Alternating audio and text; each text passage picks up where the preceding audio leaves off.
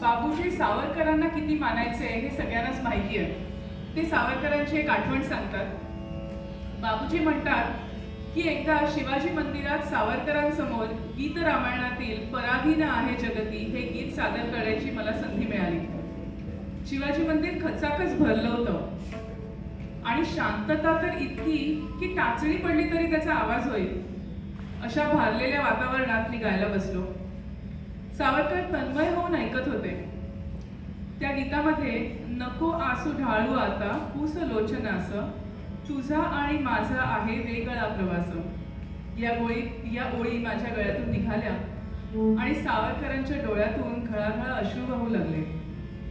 मी वेड्यासारखा त्यांच्याकडे पाहत होतो आणि गात होतो. त्या महापुरुषाचं आयुष्य असंच स्वातंत्र्य प्राप्तीसाठी 10-12 वर्ष वनवासामध्ये गेलं. गीत संपलं आणि सावरकरांनी पाठीवरून हात फिरवत म्हटलं, कुणाचं अधिक कौतुक करू, तुझं की माडगुळकरांचं. या त्यांच्या शब्दात मला सर्व काही मिळालं. काय विलक्षण माणसं होती नाही ती.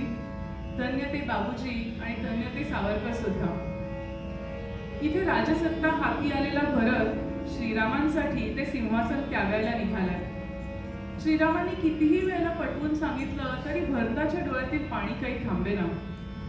शेवटी श्रीरामांच्या चरणधुळीने पावन झालेल्या त्या पादुका घेऊन भरत अयोध्येला परतलाय आणि त्या पादुका सिंहासनावर प्रस्थापित करून तो रामाच्या वतीने आता राज्यकारभार पाहू लागलाय.